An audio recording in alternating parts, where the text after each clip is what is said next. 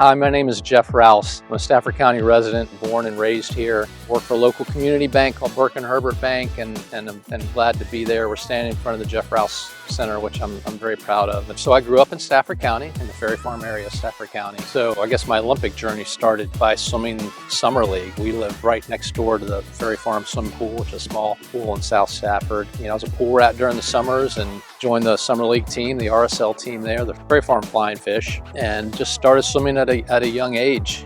Started swimming year round when I was 10, 11 years old. We swam on the Quantico Marine Base. You couldn't get on Quantico now as a civilian. So I trained through my high school years for the Quantico Devil Dolphins. Interestingly, back then, Stafford High School didn't have a swim team, so I don't have a varsity letter in swimming. That came after I graduated. But from Stafford, I went to Stanford University, where I swam for 4 years, competed at the NCAA level, swam in the '92 Olympics, and trained at Stanford for 4 post-grad years until the '96 Olympics, where I competed. Training for the Olympics is intense, and it's fun at the same time, and you make a ton of good friends, so it was all worthwhile. It's also one of those sports that you train for a lot of hours for a pretty short race.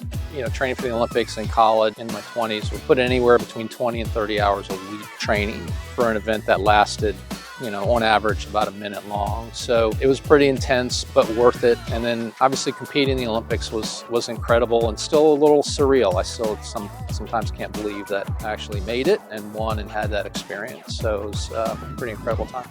Yeah, that's an incredible story that Mark Lindsay and Conrad Adams and I were all members of the 1992 Olympic team, graduated from Stafford High School. Very unique situation, probably won't happen all that much in history. So 3 of us lived close by. There was a year where we all swam year-round together, so we carpooled going to swim practice. Those were in our younger teenage years. You know, after that year, kind of started doing our own separate things and went our separate ways in college. And so although we remained friends, we didn't communicate a ton back then and trained separately. But having to come together, you know, after really 4 years of college in 1992 was an incredible experience for us. And I know it was a proud moment for Stafford County to have 3 Olympians in 1992. And pretty crazy fact that, I don't know, there was something in the water back then to put us all on the team, but it was a very neat thing. The county built a really incredible facility here in the Rouse Center. It's a 76,000 square foot facility, 3 different pools, and an Olympic-sized competition pool with movable bulkheads so you can make it multiple sizes for training purposes. It's got a separate rec pool that's also 25 yards, and you can do some training in that, but I know that they run programs out of there like water aerobics. And they've got a warm wellness pool as well. They've also got a gym, you know, weights, a workout room, full locker rooms, and a little cafe out front. So it's a really beautiful facility. I've said this a number of times that, you know, at least from the swimming perspective, you could train for the Olympics in this facility. All those swimmers that you saw this summer in Paris swim in facilities that are just like this. Really, probably only a few swimming facilities that are better than this one. So it's a really phenomenal facility. And that doesn't include all the fields, the lighted turf fields that are out here as well. It's just a really great resource for the county. Yeah, so the Hall of Champions was something that I felt like was important when the county came to me and asked if I would be willing to have my name on the facility, which of course I was. But it was important to me because, you know, I knew that there had been some, and still are, some great athletes that come out of the county, and I thought it was important they were going to recognize my accomplishments, that they recognize, you know, the other great athletes that have come out of the county as well, particularly those that have competed in quote-unquote amateur sports, which is what the initial focus of that is. We've, you know, since had some really great athletes go into the NFL and play professional baseball as well. But just thought it was important that the county, you know, recognize those great athletes that have a connection to Stafford. Well, a lot of people ask me, I swam in 2. 192 was Barcelona, and in 1996 it was in Atlanta, Georgia. And so a lot of people ask me which one was my favorite. And I like them both for different reasons. One of the best things about Atlanta and having the Olympics in the US and near Stafford was I had a lot of family and friends in the stands, a lot.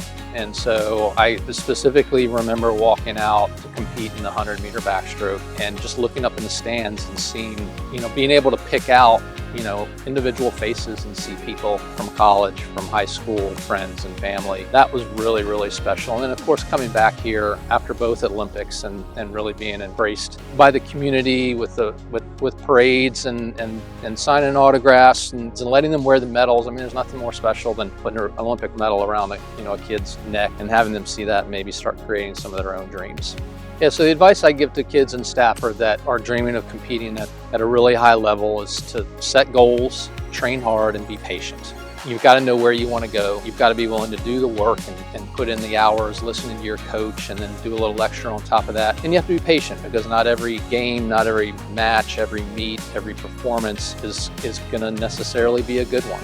And that old adage of you learn more from your mistakes and your failures than you do from your victories is very true. So being patient through the times where it's not going as well, don't give up, keep working hard and remembering the goals and the dreams that you've set for yourself. Sports is one thing that can bring people of different socioeconomic groups and races together in a way that they wouldn't naturally be brought together.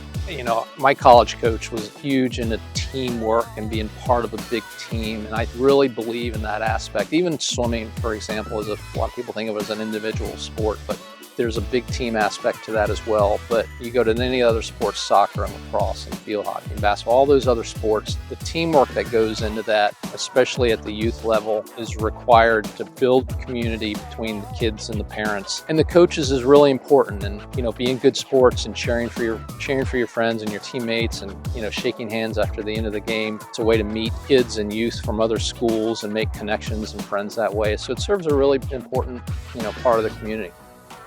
So Stafford County is great for a number of resources that it offers. Having grown up here, I'm a little bit of a history buff, but love the outdoors too. So I think of Ferry Farm in Belmont, for example, as great, interesting resources for the community. But the outdoor resources in the parks that we have available to us, like Crow's Nest and Aquia Landing, are really wonderful resources to the community and the county residents. This is Jeff Rouse signing off. I also used to be the tourism director in Stafford County, so I wanted to encourage everyone to utilize the resources that Stafford County has available. There are a ton of them out there, so enjoy your hometown.